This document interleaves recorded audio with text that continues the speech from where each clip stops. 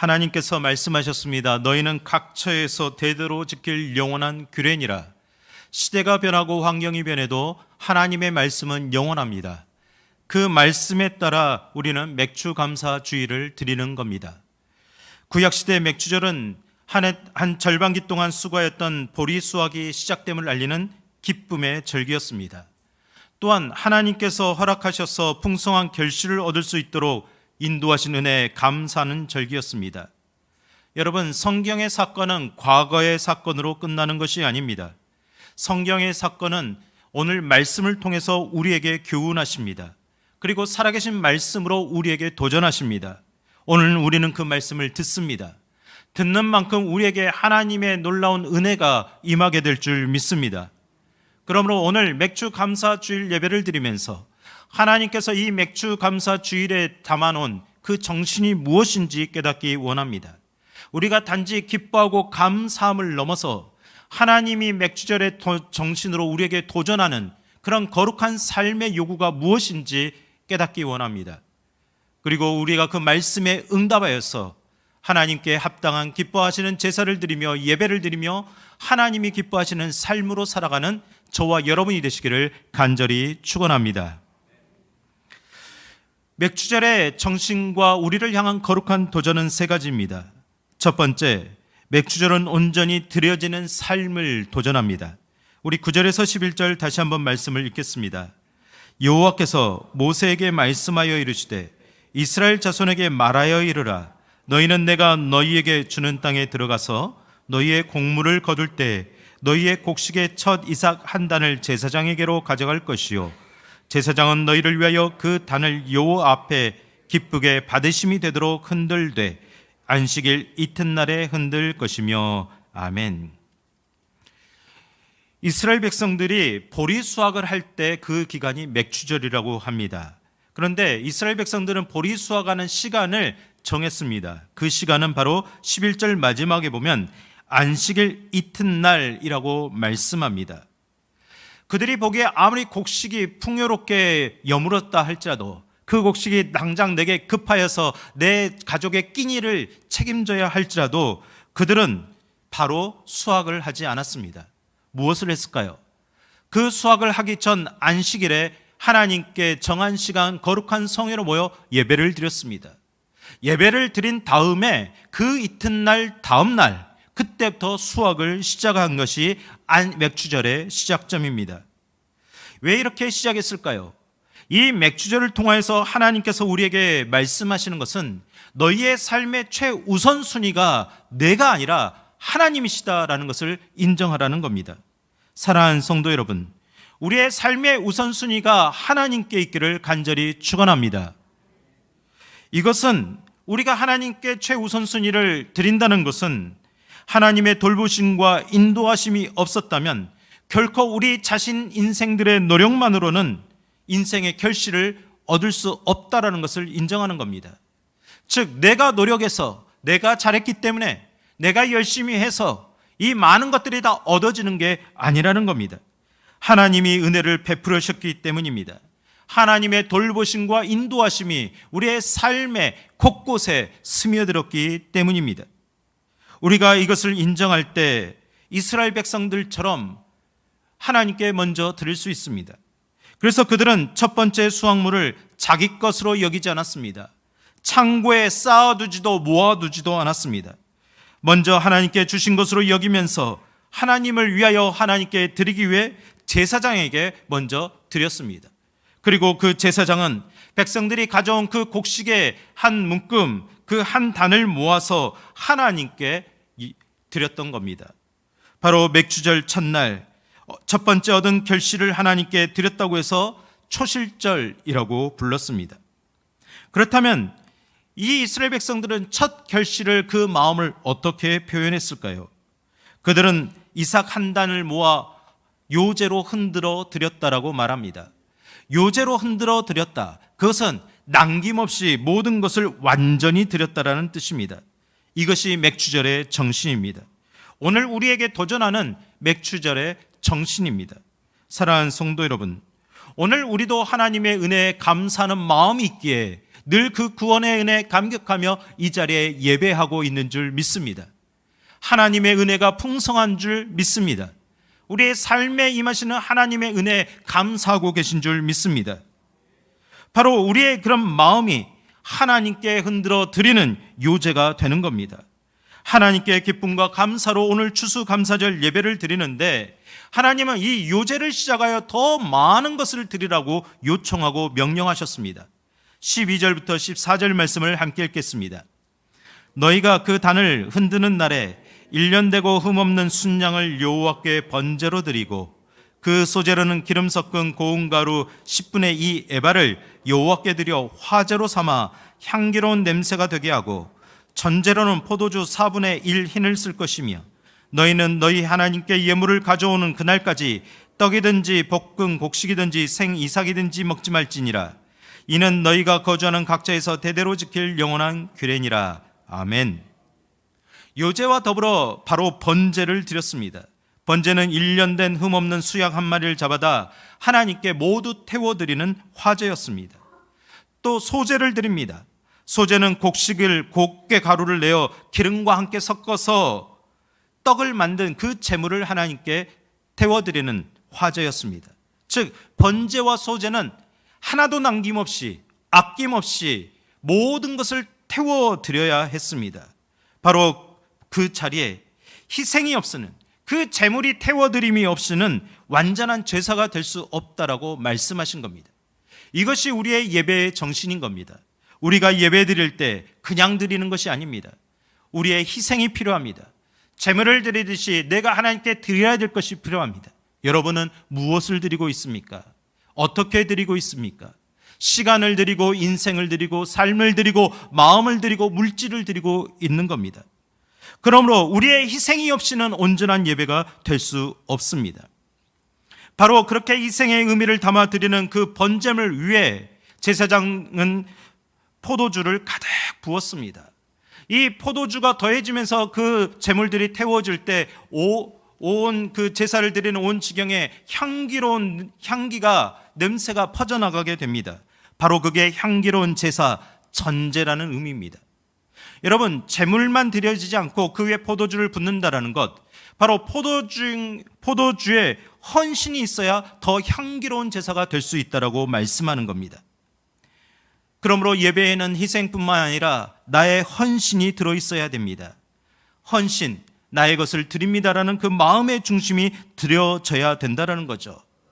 구약의 백성들이 번제와 소제, 전제를 드리면서 어떤 희생, 어떤 헌신을 결단했을까요? 그들은 삶에서 온전함으로 하나님께 결단했습니다. 그래서 그들은 하나님께 제사를 드리기 전까지는 자신들이나 자신의 가족들을 위해서 그 거둔 수확물을 어떤 형태로든 음식을 만들어 먹지 않았습니다. 생이삭으로도 절대 먹지 않았습니다. 하나님께 온전히 드린 다음에 그 다음에 그들이 자신의 건강을 위해, 자신의 양식을 위해, 가족들을 위해 사용했다라는 겁니다. 여러분은 어떤 희생과 헌신을 표현하고 있습니까? 여러분 매월 받는 그 월급 하나님께 먼저 드리고 있습니까? 여러분이 쓰는 시간 하나님께 먼저 드려지고 있습니까? 하나님께서 허락하신 이 건강과 모든 삶 하나님께 먼저 드려지고 나를 위해 사용하고 있습니까? 그런 삶이 이루어져야 하나님이 기뻐하시는 제사라고 분명히 말씀하십니다. 그래서 이것이 거룩한 도전이라는 겁니다. 세상 사람들은 하지 못하는 일이기에, 하나님을 알지 못하고는 할 수 없는 일이기에, 하나님의 은혜를 깨닫지 못하고는 할 수 없는 일이기에 우리에게 거룩한 도전이라고 말씀하고 있습니다. 저는 이렇게 첫 열매를 희생과 헌신으로 드림을 묵상하면서 나는 무엇을 드렸나, 어떻게 드렸나라는 것을 생각해 보게 되었습니다. 한 가지 모습이 떠올랐습니다. 과거 청년들이 첫 월급을 받으면 어떻게 했습니까? 여러분 젊었을 때 한번 생각을 되새겨 보시죠. 첫 월급을 받으면 뭘 했습니까? 한국에 사는 사람이라면 꼭 하는 게 있었죠. 부모님께 네일을 사드렸는데 무슨 색깔로? 왜 빨간색으로 샀죠? 저는 그 이유를 잘 모르겠는데 오늘 성경을 보다 보니 희생과 헌신을 드리라고 해서 빨간색을 샀나? 라는 생각을 해보지만 그거는 알 수 없습니다. 여러분, 그렇게 사드리는 이유가 무엇입니까? 내가 이렇게 장성하여 커서 일할 수 있었다는 것이 내가 스스로 큰 것이 아니라는 것을 인정하기 때문입니다. 부모님의 수고가 있었습니다. 부모님의 눈물과 헌신이 있었습니다. 그래서 내가 이 자리에 섰다라는 것을 인정하기에 부모님께 감사하는 마음을 조금이나마 표현하기 위해서 그렇게 빨간 네일을 사드렸던 것입니다. 첫 월급이 많고 적음을 떠나서 모든 청년들이 그렇게 했습니다. 저는 어땠을까요? 저는 1994년 교육전도사를 시작했습니다. 신학생 때 첫 사례를 받으니 얼마나 기뻤는지 감격이 컸는지, 야, 드디어 나도 내 손으로 일을 해서 열심히 수고해서 공식적으로 받는 그런 사례를 받았다라는 기쁜 마음이 있었습니다. 얼마나 받았을까요? 12만 원 받았습니다. 그래서 12만 원을 가지고 많은 계획을 세웠습니다. 나도 다른 친구들처럼 워커맨을 사야지, 나도 부모님께 네일을 사드려야지, 이런 작은 액수를 가지고 수많은 계획들을 세웠는데 어머니께서 사례를 받았냐고 확인하신 뒤에 봉투째 가져오라고 말했습니다. 저는 마음에 갈등이 일어났지만 어머니가 요구하셨기 때문에 그 거룩한 도전에 응답을 했습니다. 저희 어머니가 어떻게 했을까요? 첫 열매는 하나님의 것이니 네 것이 아니니 하나님께 드려야 된다. 그리고 그 봉투째 감사헌금의 봉투에 담아서 바로 헌금해 버렸습니다. 저의 의사와 저의 동의는 구하지 않았습니다. 저의 마음이 너무나도 쓰려왔습니다. 그럼에도 불구하고 나도 하나님께 드릴 수 있게 되었구나, 나도 첫 열매를 하나님께 드렸다, 성경 말씀대로 실천했다라는 그런 감사함과 뿌듯함이 저에게 있었습니다. 여러분 중에도 이런 경험이 분명히 있었을 줄 압니다. 또 여러분 자녀들에게 이렇게 살아야 된다라고, 하나님의 도전하는 정신으로 살아야 된다고, 네가 얻은 결실은 네 것이 아니라고 가르치는 부모님 분명히 있을 줄 압니다. 제가 청년들을 가르칠 때 한 청년이 좋은 회사에 입사했는데 갑자기 첫 월급을 통째로 가서 헌금하는 겁니다. 제가 깜짝 놀랐습니다. 너 어떻게 한 달을 살려고 해? 라고 왜 그랬어? 물었더니 똑같이 대답했습니다. 부모님이 시켰어요. 자기의 의사는 상관없었지만 부모님의 요구에 순종했습니다. 하나님께 드렸습니다. 여러분, 하나님은 이렇게 우리에게 많은 걸 요구하십니다. 거룩한 도전을 하고 계십니다. 왜 그렇게 우리에게 그런 첫 열매를 요구하시는 걸까요? 우리가 그 첫 열매, 우리의 수고로 얻은 그 열매를 대하는 태도를 보고 하나님은 우리가 하나님을 얼마나 경외하는지, 하나님을 얼마나 인정하는지, 하나님을 얼마나 공경하는지를 판단하고 계시는 겁니다. 첫 열매도 드리지 못하는데 두 번째 열매를 드릴 수 있겠습니까? 첫 열매의 일부를 드리지 못하는데 11조를 드리지 못하는데 10의 2조를 드릴 수 있겠습니까? 하나님은 우리의 마음의 중심이 어디에 있는지를 늘 보고 계시는 겁니다. 여러분, 첫 열매를 드린다. 이제는 나는 나이가 들었고 은퇴했고 살 만큼 살았고 첫 월급을 받은 것은 기억에 나지도 않으니 나와는 상관없다라고 생각하지 마시기 바랍니다. 첫 열매를 하나님께 드리라. 그거는 자원하는 마음으로 하나님을 인정하며 하나님께 드리라는 거룩한 요청입니다. 너의 삶이 너의 것인지 하나님의 것인지 증명해 보라는 거룩한 도전입니다. 그러므로 신명기 16장 10절에 이렇게 말씀합니다. 우리 함께 읽겠습니다. 내 하나님 여호와 앞에 77절을 지키되 내 하나님 여호와께서 내게 복을 주신 대로 내 힘을 헤아려 자원하는 예물을 드리고, 하나님이 우리에게 복을 주셨다면 자원하는 예물을 드리라. 이것을 영어 성경에서는 free will offering이라고 번역했습니다. 이것은 자원하는 마음이란 뜻입니다. 하나님께서 성령님을 통해 우리에게 감동을 주십니다. 하나님의 말씀을 듣고 그 말씀에 응답하게 하십니다. 그러므로 하나님의 은혜에 감동하고 그것에 응답하는 사람은 자원하여 드려야 된다라고 말씀하시는 겁니다. 자원하는 마음이 없으면 그것은 온전히 드리는 것이 아니다라는 뜻입니다. 이에 대해 고린도후서 9장 7절과 8절 상반절에 이렇게 말씀합니다. 우리말 성경으로 함께 읽겠습니다. 각자 마음에 정한 대로 하되 아까워하거나 억지로 하지 마십시오. 하나님께서는 기쁨으로 내는 사람을 사랑하십니다. 하나님은 여러분에게 모든 은혜를 넘치게 하실 수 있는 분이십니다. 하나님의 말씀을 믿으십니까? 하나님은 우리의 삶의 풍성히 공급하실 수 있는 분이심을 믿으십니까? 하나님은 은혜를 풍성히 부어주실 분이심을 믿으십니까? 그러면 우리도 하나님께 드릴 수 있어야 될 줄 믿습니다. 한국교회는 이 드림에 대해서 아름다운 모습과 전통을 많이 가지고 있습니다. 그 중에서도 한 가지가 있는데, 여러분, 데이 오퍼링이라는 말이 있습니다. 혹시 들어본 적이 있으십니까? 데이 오퍼링, 날 헌금, 날 드림, 즉 하루를 드렸다라는 뜻입니다. 우리의 믿음의 선조들은 생활 형편이 넉넉하지 못했습니다. 농경사회에서 대부분 하루 먹고 하루 사는 그런 인생으로 살았습니다. 그런 성도들이 하나님께 아무리 자원하는 마음으로 드리고 싶어도 드릴 수가 없었습니다.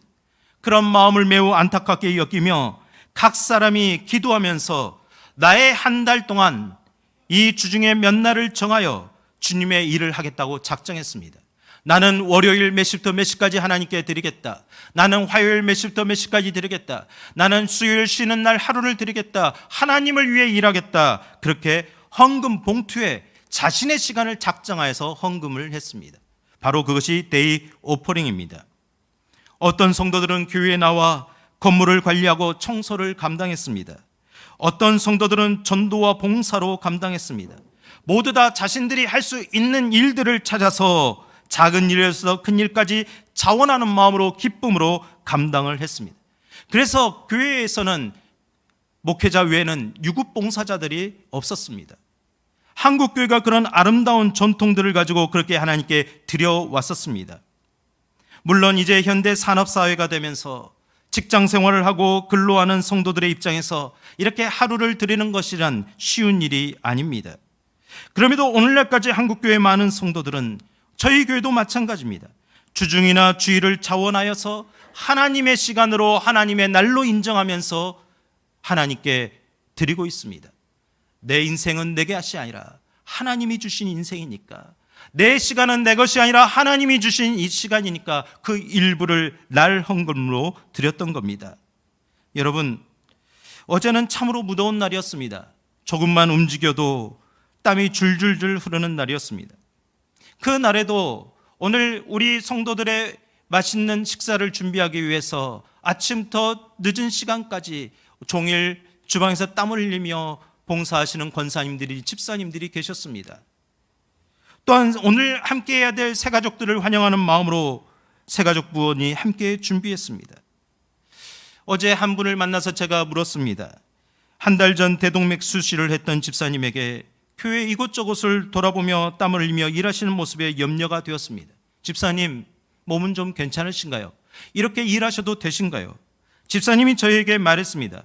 목사님, 교회를 제가 이렇게 섬기며 돌볼 수 있다는 것 자체가 하나님의 은혜요, 하나님께서 건강하게 하실 줄 믿습니다. 여러분, 이것이 헌신에 대한 응답인 줄 믿습니다. 이것이 자원하는 마음으로 하나님께 드려지는 헌금인 줄 믿습니다. 여러분은 어떻게 드려지고 있습니까? 여러분은 오늘 이 주일의 시간을, 이 예배 시간 외에 어떻게 드리기로 계획하고 있습니까?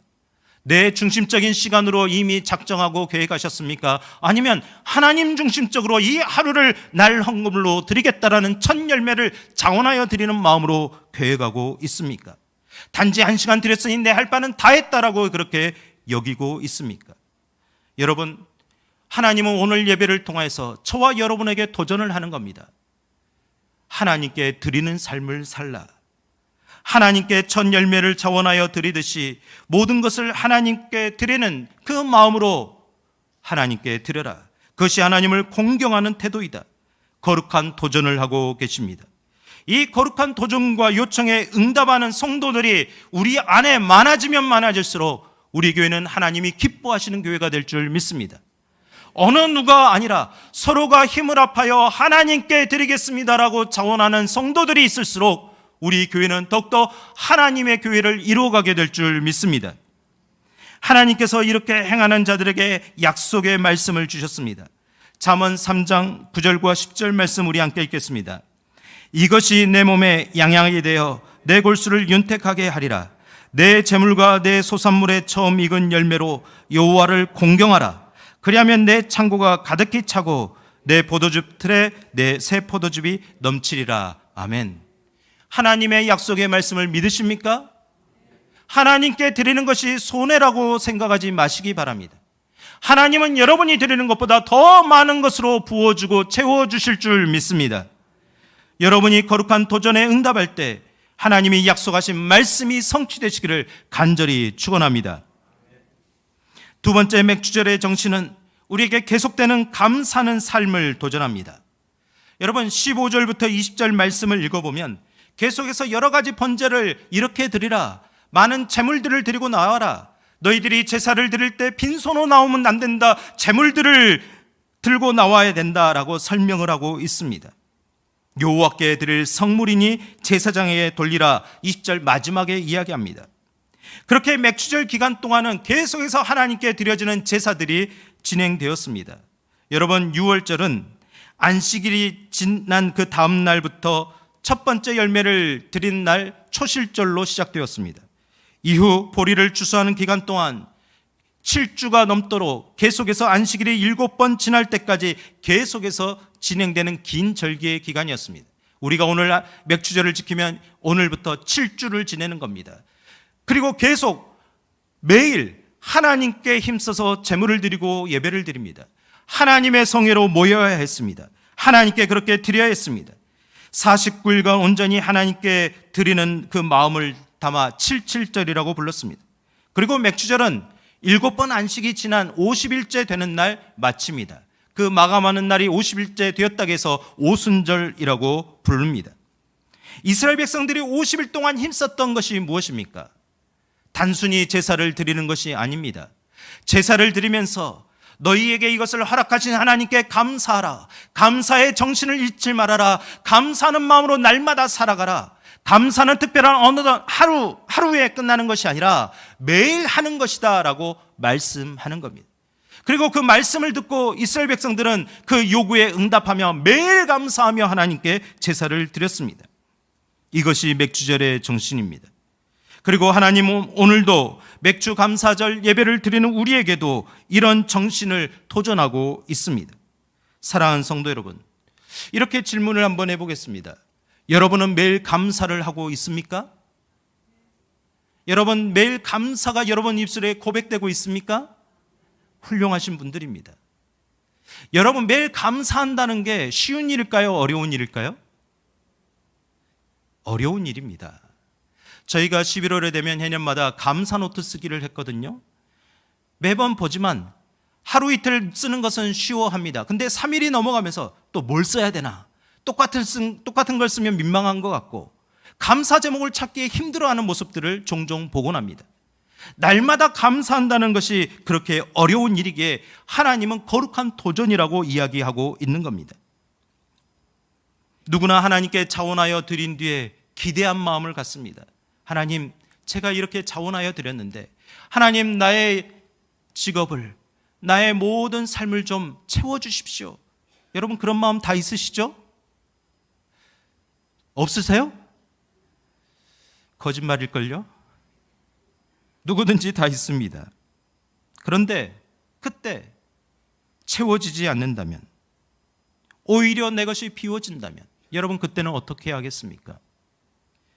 건강하지 못하고 아프고 중병에 시달린다면, 성공하지 못하고 실패하게 된다면, 내 삶이 순탄하지 않게 된다면, 더 힘든 환경에 처하게 된다면 그때도 감사를 표현할 수 있겠습니까? 아니요. 감사하지 못합니다. 감사하기가 어렵습니다. 솔직한 마음입니다. 어떠한 경우에도 감사하라. 우리는 성경적으로 알고 있지만 여러분에게 그렇게 말했을 때 날마다 체크해 본다면 정말 그렇게 이루어가는 사람이 몇 분이나 될 수 있을까요? 우리는 우리 주변에서 일어나는 수많은 환경에 의해서 불편한 감정을 품는 존재들입니다.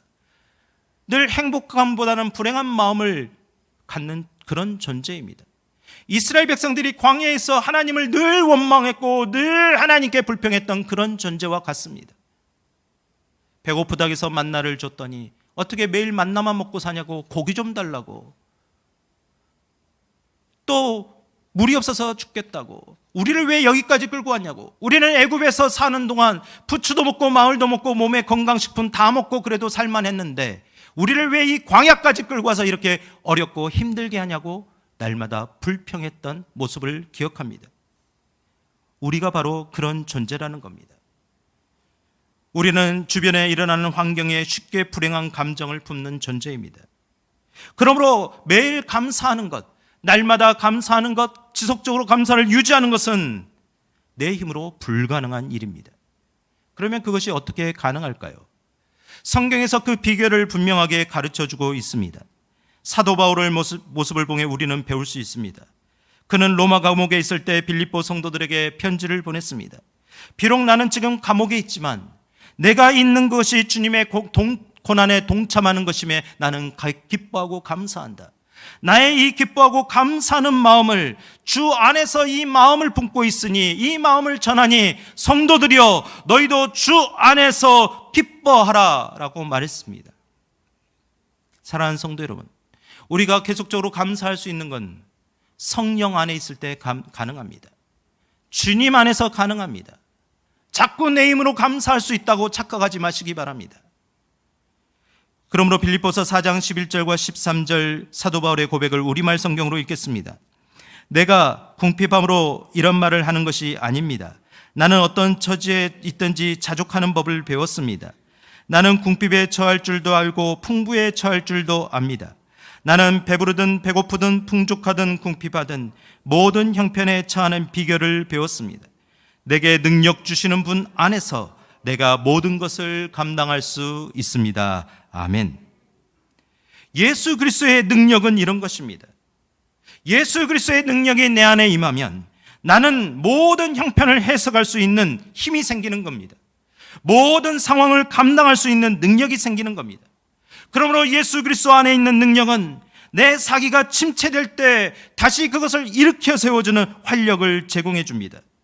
예수 그리스도 안에 있는 능력은 나의 상황 감정을 치유하는 힘이 있습니다. 예수 그리스도 안에 있는 능력은 절망의 순간에도 희망을 붙들게 하고 찾게 합니다. 예수 그리스도 안에 있는 능력은 역경을 대처하는 데 힘이 됩니다. 예수 그리스도 안에 있는 능력은 우리로 하여금 어떤 상황에서 불평을 먼저 찾는 것이 아니라 그 상황에서도 실마리 끝에서라도 감사의 조건을 찾아내고 마음을 갖도록 하는 삶의 모든 일체를 감당하는 해석하는 힘이 되는 줄 믿습니다. 그러므로 감사는 우리의 감정이 아닙니다. 그 감정을 넘어 의지입니다. 매일 감사하겠다는 성령 안에서의 얻는 능력임을 믿으시길 바랍니다. 그러므로 시편 50편 23절에 이렇게 말씀합니다. 우리 함께 읽겠습니다. 시편 50편 23절 감사로 제사를 드리는 자가 나를 영화롭게 하나니 그의 행위를 옳게 하는 자에게 내가 하나님의 구원을 보이리라. 아멘. 하나님은 오늘도 우리에게 구원을 베풀고 계십니다. 내가 구원받았다고 예수 믿었다고 그 구원이 끝나는 것이 아닙니다. 주님 날아갈 때까지 계속 구원이 확인되어야 되는데 바로 감사로 제사를 드리는 자에게 그것을 확인시키고 경험케 하겠다고 말씀하고 있습니다. 사랑하는 성도 여러분, 여러분의 오늘 삶의 자리에 하나님의 구원이 임하시기를 원하십니까? 그러면 감사하는 마음으로 하나님께 예배드리고 감사하는 중심을 담아 하나님 앞에 나아가시기를 간절히 축복합니다. 세 번째 맥주절의 정신은 우리에게 나누어지는 삶을 도전합니다. 21절과 22절 말씀 함께 읽겠습니다. 이날에 너희는 너희 중에 성회를 선포하고 어떤 노동도 하지 말지니 이는 너희가 그 거주하는 각처에서 대대로 지킬 영원한 규례니라. 너희 땅의 곡물을 벨 때 밥 모퉁이까지 다 베지 말며 떨어진 것을 줍지 말고 그것을 가난한 자와 겨루민을 위하여 남겨두라. 나는 너희의 하나님 여호와니라. 아멘. 맥주절의 마지막 날은 감사와 기쁨이 최고의 절정에 이르는 날이었습니다. 그날의 모든 백성들에게 명령합니다. 너희는 너희들 자신들을 위해서 배부르기 위해서 너희의 물질을 위해서 일하지 말고 어떤 노동도 하지 말고 하나님 앞에 모이라. 하나님 앞에 거룩한 성회로 모여 예배드리며 말씀을 듣고 기도하라. 하나님이 요구하셨습니다. 이 요구는 그 은혜의 순간에 삶의 어떤 어려운 형편으로 인해서 어떤 사람들도 소외되거나 기쁨을 누리지 못하는 일이 없도록 하신 겁니다. 그러므로 그 명령과 요구에 따라 이스라엘 백성들은 맥주절 기간 동안 걷어들인 그 곡식의 일부를 남겨두었습니다. 다 베지 않았습니다. 그리고 떨어진 이삭도 줍지 않았습니다. 가난하고 배고픈 사람들, 고아와 과부, 나그네들이 필요할 때 가져갈 수 있도록 그렇게 배려를 했습니다. 우리나라도 이렇게 많은 배려들이 있었는데 사회가 발달하고 풍족해지는데 이 배려는 너무나도 사라지고 있음이 안타깝습니다. 사랑하는 성도 여러분, 이 맥주절의 정신을 우리에게 도전하고 계십니다. 너희들이 온전한 희생과 헌신을 담아 하나님이 기뻐하시는 예배를 드렸느냐? 그러면 너의 삶에서 하나님이 기뻐하시는 삶을 이어가라. 거룩한 도전에 응답하고 하나님이 기뻐하시는 제사를 완성하라고 우리에게 말씀하십니다. 히브리서 13장 16절의 말씀입니다. 함께 읽겠습니다. 오직 선을 행함과 서로 나누어 주기를 잊지 말라. 하나님은 이 같은 제사를 기뻐하시니라. 하나님이 기뻐하시는 제사를 믿으시기를 바랍니다. 여러분, 우리 성도들에게 있어서 나누어 주는 삶은 나의 어떤 성격의 문제가 아닙니다. 내 성품이 좋고 나쁨에 따른 문제가 아닙니다. 우리 안에 있는 하나님을 향한 믿음, 우리에게 베푸신 감사를 증명하는 방법입니다. 그것을 표현하는 일입니다. 그러므로 저는 늘 기도합니다. 특별히 우리 교회 성도들이 동네에서 살아갈 때, 세상에서 살아갈 때, 야, 한성교회의 성도들은 인색하다, 이런 말을 절대 듣지 않기를 원합니다. 우리 한성교회 성도들은 좀 손해를 보더라도 너그럽다, 마음이 넓구나라는 그런 이야기를 듣길 원합니다. 특별히 우리 세상에서 믿음이 없는 사람들, 뉴스에 보면 자기의 전 재산을 헌납하는 위대한 사람들을 많이 봅니다. 믿음이 없이도 하는 사람들입니다. 이 예배에 우리 성도들이, 우리 교회가 베풀고 나누는 것이 부족하지 않길 원합니다. 더 풍성한 마음으로, 자원하는 마음으로 나누어지는 교회 되길 원합니다. 이것이 하나님이 우리에게 원하시는 모습입니다. 여러분, 우리의 가정의 형편이 누군가 비교해서 부족해 보일 수 있습니다. 우리 교회의 재정 상태가 다른 교회에 비해 부족해 보일 수 있습니다. 그럼에도 그 현실 속에서 나의 생각과 계산의 방법이 아니라 하나님의 생각과 하나님의 계산의 방법으로 거룩한 도전 앞에 응답하는 저와 여러분이 되시기를 간절히 축복합니다. 나누는 것이 쉬운 일이 아닙니다. 그래서 거룩한 도전이 되는 겁니다. 이에 잠언 11장 24절 25절에서 하나님이 약속하여 말씀하십니다. 함께 읽겠습니다. 흩어 구제하여도 더욱 부하게 되는 일이 있나니 과도히 아껴도 가난하게 될 뿐이니라. 구제를 좋아하는 자는 풍족하여질 것이요 남을 윤택하게 하는 자는 자기도 윤택하여지리라. 아멘. 우리 성도들이 이런 삶이 사라지기를 간절히 축복합니다. 여러분, 맥주절은 드림으로 시작하여 나눔으로 끝냈습니다. 그 중간에 계속 날마다 감사하는 삶을 넣습니다. 이것은 자원하여 드리는 마음, 감사하는 마음이 있어야 우리가 드릴 수 있고 나눌 수 있기 때문입니다. 그것이 가능하다는 뜻입니다. 오늘 이 맥주절의 정신을 회복하기를 원합니다. 우리가 이 맥주절의 정신을 가지고 하나님의 거룩한 도전 앞에 응답하고 살아가는, 하나님이 기뻐하시는 교회, 하나님이 기뻐하시는 성도, 하나님이 거룩하게 존귀히 여기는 저와 여러분의 삶이 되시기를 간절히 축원합니다. 우리가 이렇게 살아갈 때 우리 성도들이 신실하게 수고하고 세워가는 가정과 기업 위에 하나님의 약속의 말씀이 성취되기를 축복합니다. 하나님이 어떻게 약속했는지 축복의 약속의 말씀을 읽고 마치겠습니다. 신명기 28장 2절에서 6절 말씀 우리 함께 읽겠습니다. 내가 내 하나님 여호와의 말씀을 청종하면 이 모든 복이 내게 임하여 내게 이르리니 성읍에서도 복을 받고 들에서도 복을 받을 것이며 내 몸의 자녀와 내 토지의 소산과 내 짐승의 새끼와 소와 양의 새끼가 복을 받을 것이며 내 광주리와 떡반죽 그릇이 복을 받을 것이며 내가 들어와도 복을 받고 나가도 복을 받을 것이니라. 복된 인생으로 사시기를 간절히 축원합니다. 우리 함께 기도하십시다. 하나님, 이 맥주절을 통해 하나님 우선주의 삶을 다시 한번 결단합니다. 하나님께 드려지는 인생, 하나님께 감사하는 인생, 은혜를 기억하고 그 은혜에 따라 나누어지는 인생이 되길 원하오니 주님, 우리를 사용하여 주시옵소서. 나의 삶을 사용하시고 우리 가정을 사용하시고 우리 교회를 사용하옵소서. 하나님 앞에 우리 다시 한번 결심하며 기도하겠습니다. 오 거룩하시고 은혜로우신 아버지 하나님, 이 시간 간절히 기도합니다. 주님께서 베풀어 주신 그 지난 은혜, 주님, 우리는 그 은혜를 잊지 않습니다. 그 은혜를 기억합니다.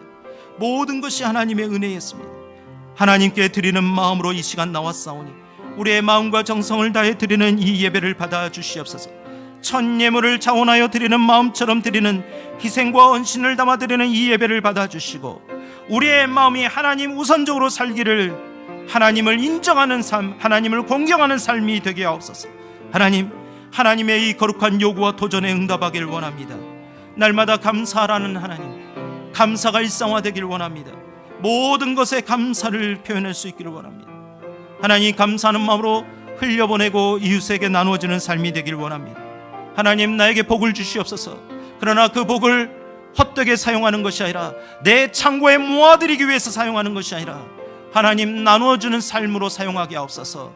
하나님, 나를 통해 공급받을 곳이 있다면, 우리 교회를 통해 공급받을 곳이 있다면 주님, 우리를 통해 사용하여 주시옵소서. 우리를 통해 이 땅 가운데 하나님의 나라가 세워지도록 사용하여 주시옵소서. 하나님께 드립니다. 받아 주시옵소서.